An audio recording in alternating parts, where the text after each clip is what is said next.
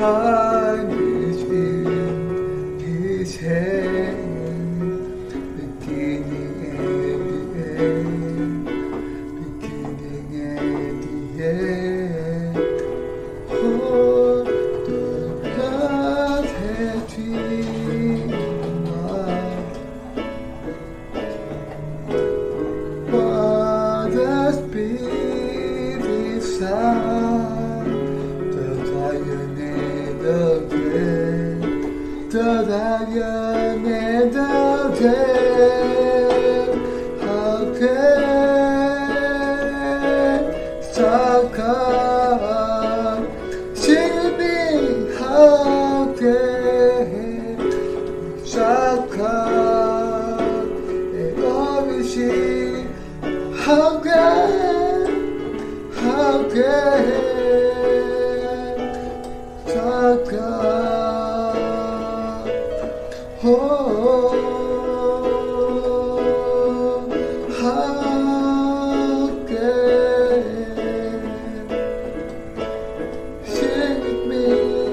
How can Saka? Oh, she how can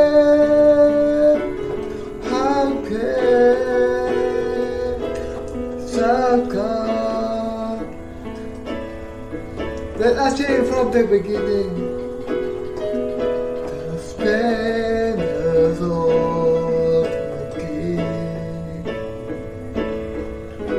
God Lord humanity, they do the earth rejoice, they do the earth rejoice. You up in check in time, and darkness shall to hide, and ever there before, and ever there before. How can we stop God? Stay with me. How can this outcome? And always see how can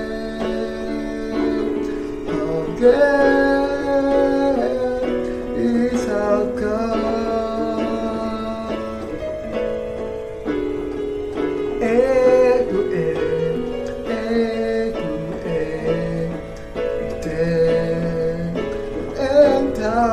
and time is his hand, beginning and the end, beginning and the end.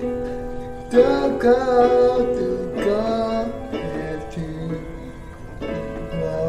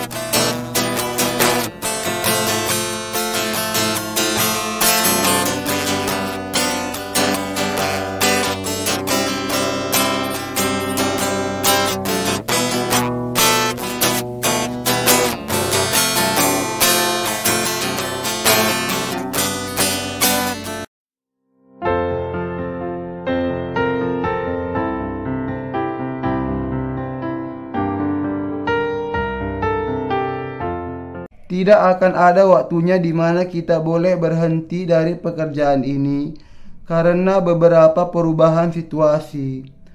Pelayanan pemberitaan Injil itu sangatlah layak untuk membuat kita mempertaruhkan kehidupan kita atasnya dan juga mempertaruhkan seluruh kehidupan kita. Dan kita harus memiliki kesabaran ketika menetapkan diri kita untuk melakukan pelayanan yang sangat berharga ini. Kita harus bertahan sampai kesudahannya, karena memang sangat tidak mudah bagi kita untuk mengikuti Tuhan. Karena tidak mudah untuk melayani Injil, kita harus bertahan dan bertetap agar kita tidak kehilangan Injil itu. Kita harus menghargai nilainya dan tidak pernah mengubah keputusan hati kita yang sudah menjual segala milik kita untuk mendapatkan Injil itu. Sampai hari ketika kita masuk ke dalam kerajaan Allah, kita harus melayani Injil itu dengan penuh ketekunan dan kesabaran.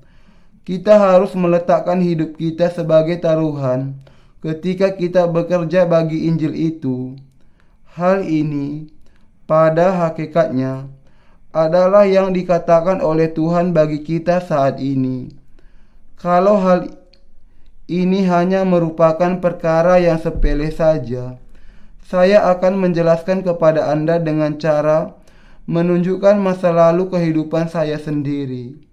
Tetapi karena ini merupakan sebuah pekerjaan yang sangat berharga, yang tidak bisa dibandingkan dengan apapun, saya hanya bisa mendorong Anda untuk mengenal nilai dari Injil yang sangat mahal ini, memberitakannya, memeliharanya sampai kesudahannya, dan kemudian menerima berkat yang luar biasa yang menantikan Anda.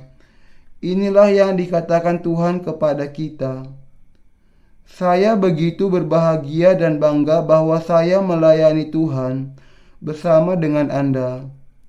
Jemaat kami anggotanya hanya 300 orang, tetapi kami memberitakan Injil ke seluruh dunia. Kami akan semakin melakukannya di masa yang akan datang, 100 kali lipat dari apa yang sudah kami lakukan sampai hari ini. Bagaimana kami bisa mencapainya? Mungkin Anda bertanya-tanya. Ketika bahkan ada keterbatasan dalam hal kemampuan kami, dan nampaknya kemungkinan terlaksananya sangat kecil, kita bisa mencapainya dengan bekerja melalui iman. Apakah kita hanya bekerja untuk tubuh kita saja? Kalau itu yang kita lakukan, maka hari ini saja sudah cukup sulit dan bisa membuat kami menyerah dalam melakukannya. Kita memerlukan iman yang semakin besar dan perjuangan yang semakin gigih. Ia yang memampukan kita untuk mencapai semuanya itu adalah Tuhan. Saya begitu berbahagia. Saya begitu berbahagia bahwa saya bisa melakukan pekerjaan ini untuk Anda. Sejak saya menemukan Injil air dan Roh ini, saya menjadi orang yang sangat berbahagia. Bagaimana dengan Anda? Sudahkah Anda menjadi orang yang berbahagia sejak Anda bertemu dengan Injil air dan Roh? Ketika kita pertama kali bertemu dengan Injil yang berharga ini, mungkin Anda berpikir bahwa hal itu merupakan suatu kebetulan saja. Mungkin tampaknya hanya sesuatu yang tidak disengaja, tetapi pada kenyataannya, semuanya itu sudah direncanakan sebelumnya. Dan adalah di dalam rancangan ini bahwa kita menemukan harta yang sangat berharga ini dan menjadikannya milik kita. Inilah sebabnya saya sangat berbahagia. Meskipun tidak mudah untuk memelihara Injil ini, kenyataan bahwa saya bekerja bagi pekerjaan ini sudah cukup untuk membuat saya berbahagia. Setiap kali orang dalam jumlah yang tak terhitung di dunia ini berbicara tentang sesuatu yang tidak masuk akal dan bukannya berbicara tentang Injil air dan Roh, saya langsung menjawab dengan mengatakan demikian. Apa yang Anda bicarakan? Anda hanya membicarakan sampah saja. Berhentilah menghambur-hamburkan sampah. Tidakkah Anda berpikir bahwa Injil air dan Roh yang kita miliki, Injil yang dinyatakan di dalam Alkitab, kuasanya, dan Dia yang memberikan Injil itu kepada kita adalah sama seperti Anda? Apakah Anda berpikir bahwa pemikiran yang tidak ada harganya, yang keluar dari pikiran Anda yang sia-sia itu, bisa dibandingkan dengan firman Allah? IQ Anda paling masih 3 digit. Tetapi Anda sudah berbicara mengenai hal-hal yang penuh kegilaan demikian. Saudara seiman, ketika orang-orang tidak berbicara mengenai Injil air dan roh, tetapi berbicara mengenai Injil-Injil yang lain yang mirip dengannya, apakah hal itu akan membuat kita terkesan? Tentu saja tidak. Hanya orang-orang bodoh yang mengucapkan perkataan yang demikian. Ketika saya berbicara dengan banyak orang, saya senantiasa berbicara mengenai firman Allah tanpa kecuali, dan saya tidak pernah berbicara hanya mengenai pikiran saya sendiri. Di dunia ini ada banyak sekali pendeta dan banyak orang-orang Kristen yang mengaku percaya kepada Yesus. Tetapi, bisakah mereka dibandingkan dengan kita? Bisakah para pekerja kita dibandingkan dengan para pendeta palsu itu? Tentu saja tidak. Bisakah Anda dibandingkan dengan orang yang hanya mengaku beragama di dunia ini? Tentu saja tidak. Kenyataan bahwa ada saja orang yang berani membandingkan kita dengan orang-orang Kristen palsu itu, yang sebenarnya hanyalah orang-orang yang salah dalam beragama, sebenarnya sudah merupakan suatu penghinaan bagi kita. Orang-orang yang salah seperti itu sebenarnya sama dengan orang yang lahir di luar ikatan pernikahan. Dan kata ini sangat cocok untuk dipakai bagi orang yang mengaku beragama di dunia ini. Ketika kita membaca kitab Kejadian pasal 6, adalah para raksasa jahat yang dilahirkan sebagai hasil dari perkawinan yang tidak seimbang. Pada waktu itu orang-orang raksasa ada di bumi, dan juga pada waktu sesudahnya, ketika anak-anak Allah menghampiri anak-anak perempuan manusia, dan perempuan-perempuan itu melahirkan anak bagi mereka. Inilah orang-orang yang gagah perkasa di zaman purbakala, orang-orang yang kenamaan. Kejadian 6 ayat 4. Orang-orang yang salah seperti itu memang harus disebut sebagai orang yang salah, dan apa yang berharga memang harus disebut sebagai harta yang berharga. Kita adalah umat Allah sendiri. Kita adalah para pekerja Allah, yaitu orang-orang yang memiliki harta yang paling berharga di dunia ini, dan yang memiliki iman yang seperti harta yang berharga. Saya bersyukur kepada Allah atas hal ini, untuk memiliki kehormatan dan rasa percaya diri tentang diri kita, ketika dibandingkan dengan iman ini dan kebenaran yang diberikan Allah kepada kita, sangatlah tidak ada bandingannya. Kita pada kenyataannya lebih dari mampu untuk merasa bangga atas apa yang kita miliki kepada siapapun. Tetapi tentu saja sudah seharusnya kita menanggalkan kebanggaan kita sendiri, dan bahkan kemudian merendahkan diri bagi Injil yang sangat berharga ini.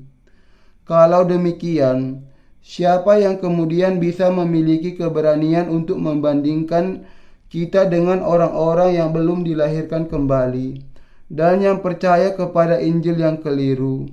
Siapa yang berani melakukan hal itu?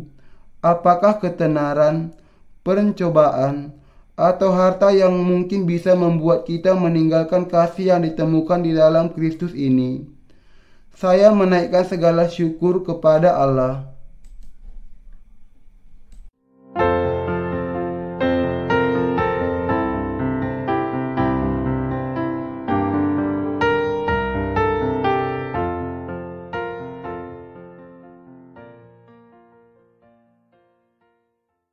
Before creation, God planned the salvation. The Lord who made us and knows us so well, called and sought motion the love of his affection, water and the Spirit, Gate of tabernacle, of the love of the Lord. The King was baptized by John the Baptist, fulfilled all his work, the love of his affection, but within and that he paid with his baptism. His blood on Calvary, Lord, defeat love, his perfect salvation.